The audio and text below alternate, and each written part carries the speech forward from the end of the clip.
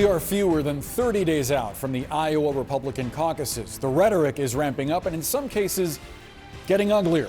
During recent campaign stops in New Hampshire and Nevada, former President Donald Trump stoked fears about undocumented immigrants coming across the U.S.-Mexico border. Par for the course since the day he rode down the escalator and declared himself a candidate for president back in 2015. But the themes and choices of his words this weekend are significant. The former president again repeating language that echoes white supremacists. Trump saying that illegal immigration is poisoning the blood of our country.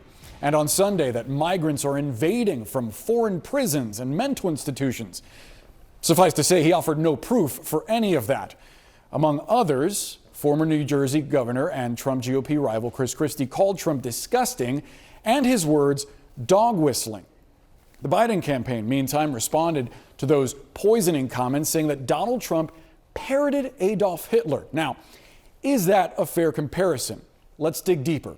About 15 years before he systematically murdered millions of people, Hitler put that phrase in Mein Kampf, quote, "Great civilizations died out as a result of contamination of the blood," calling it a poison to the national bloodstream and infecting public life. Hitler was warning about German blood being, as he described it, poisoned by Jews. At his prior event in New Hampshire last month, Trump also used the word vermin to describe his political rivals. Comments that were condemned by President Biden as well as language you heard in Nazi Germany. Now, is that an accurate claim? Hitler's Nazi party came to power partly by pounding the idea that the German government was being overrun by Marxists, something that Trump has suggested now is happening in the United States for years. When he wrote about rooting out Marxists and Jews, Hitler wrote, quote, "There was time enough at home at least to exterminate this vermin."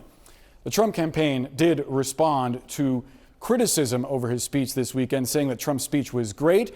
They previously shot down that vermin comparison this way: "Those who try to make that ridiculous assertion are clearly snowflakes, grasping for anything because they are suffering from Trump derangement syndrome."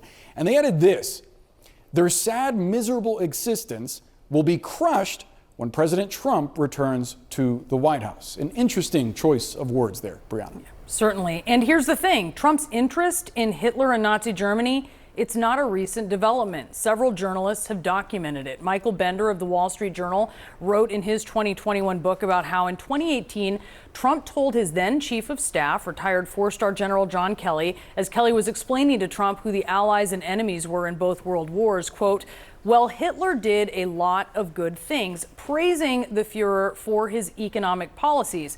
Now, Kelly pushed back as Trump reportedly persisted speaking positively about Hitler. Trump later denied making those comments. But in 2022, Susan Glasser and Peter Baker wrote in their book, The Divider, about how Trump, frustrated by his military leadership, exclaimed to Kelly as well, "You effing generals, why can't you be more like the German generals?" "Which generals?" Kelly asked. "The German generals in World War II, Trump responded. "You do know that they tried to kill Hitler 3 times and almost pulled it off," Kelly said. But Trump insisted, no, they were totally loyal to him. That model of the Third Reich, bastardized as it was how Trump wanted the American military modeled, the book claims. But this isn't new as well. Let's rewind all the way back to 1990 when Vanity Fair reported that Trump's former wife, the late Ivana Trump, had told her lawyer that Donald Trump occasionally read from a book of Hitler's collected speeches, My New Order, which he supposedly kept in a cabinet by his bed. And a friend of Trump told the magazine on the record that he had given Trump the book, saying he thought Trump would find it interesting. Now, Trump denied this, saying, quote, "If I had these speeches, and I'm not saying that I do, I would never read them." More recently, Trump has unapologetically entertained anti-Semites. Trump had Nick Fuentes and Kanye West as dinner guests just last year at Mar-a-Lago. Fuentes,